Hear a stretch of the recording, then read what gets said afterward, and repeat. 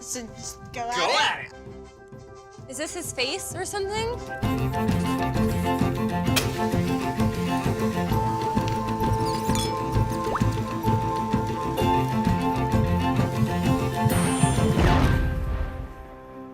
How do you get through a breakup? Well, suck it up. Be strong. Tough it out. These are some of the things you hear people tell you. Well, what if I told you that none of those work? And instead, that you should do the exact opposite. Give yourself permission to feel it all. See, in 2010, biological anthropologist Helen Fisher discovered using MRIs and advanced brain mapping that when you're going through a breakup, the exact same regions of the brain are activated as when an addict is going through periods of withdrawal. Simply put, we've scientifically proved that love really is a drug. It's a big deal because it kills this notion we went along assuming for years that going through a breakup is just this emotional process, when really they're very much physical too. It's why you find yourself experiencing a loss of appetite, fatigue, anxiety, and many other symptoms that an addict goes through when experiencing withdrawals. Like addiction, we figured we'd give you 12 steps to help you through a breakup. Julian, we only have a few minutes. We can't do 12?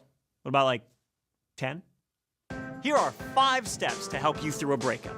First, we gathered participants who were fresh out of a breakup and tested their current level of happiness. You know, it's kind of day by day. Some days it's up, some days it's all right. How long was the relationship? It was 10 months. Yes. And so But who's counting?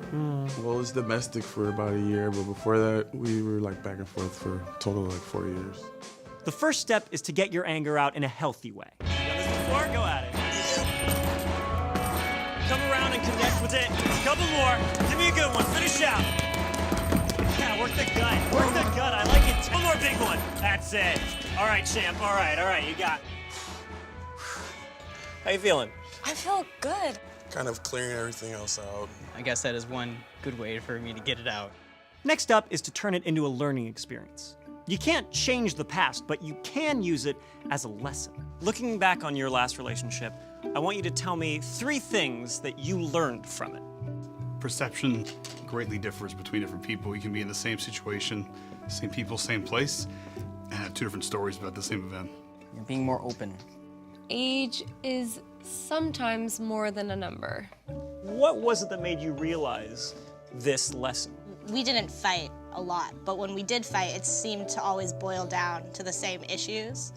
And they seem to be like fundamental, intrinsic things within each of us. When you're giving your attention, time, money, affection to something, you're investing a part of yourself into that, and that's the part of your heart that you're giving to someone else. He wasn't always like the greatest boyfriend. I wasn't gonna settle for somebody who I had to explain myself to.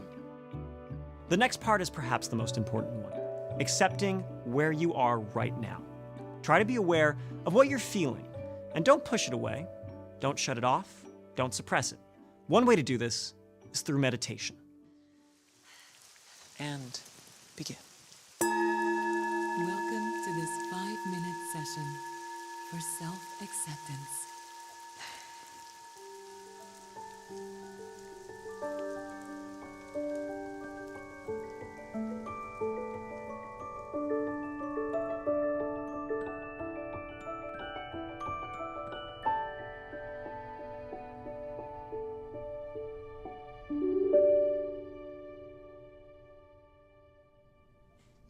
How you feeling?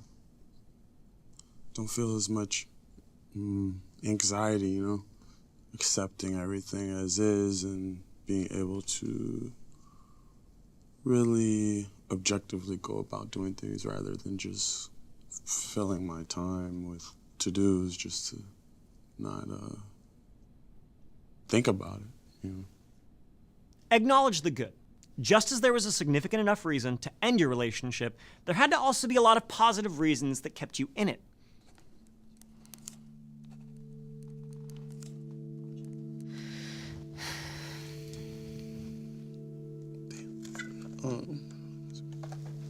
Okay. Got it? Yeah. One really positive aspect of dating Brian was his outrageous personality, overfilled with laughter and love. We had a lot of good times when we didn't have a plan. when we were eating Mexican food, singing karaoke, playing with animals at the pet shelter, watching horror films, and out hashtagging each other on Instagram.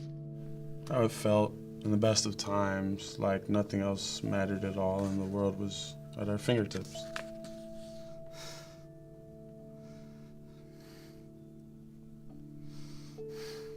Sorry.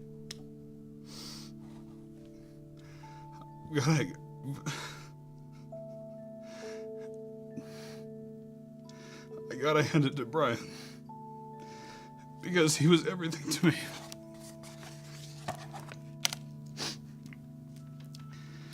I think in the past 2 months, since we broke up, I've spent a lot of time staying busy, doing other stuff. And were a lot of things that I hadn't really asked myself, whether it seemed superfluous at the time or pointless because it was over. You know, you build, you know, kind of your dailies and your lifestyle around someone else when you're in relationships versus when you're single, it's just you. So having to go back to just being me, you know, you kind of feel like, almost lame sometimes, but then I gotta remember that I can be fun, so. Lastly, focus on your best qualities. Breakups often leave us feeling like our world has crumbled, like we're worthless.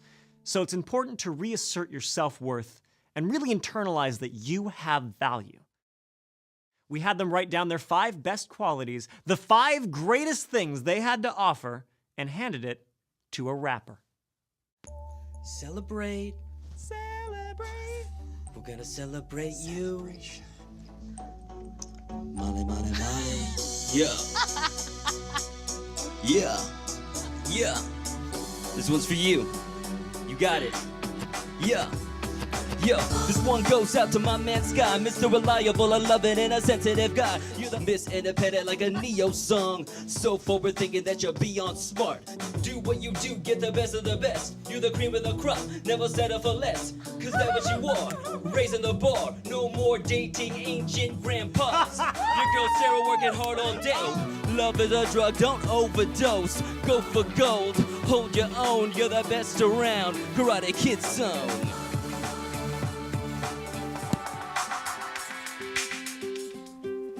After they were done, we tested their current level of happiness. We saw an average increase of 13% and jumps as high as 31%. So yeah, maybe you can't change where you are, but there is a healthy way to work through it. Don't look at the relationship as a failure. Recognize it as an experience that made you smarter. In correlating breakups with addiction, researchers prove something we've known right from the start. Time really does heal all wounds. I'm Julian, and thank you for watching this season of The Science of Love. Soulpancake, subscribe!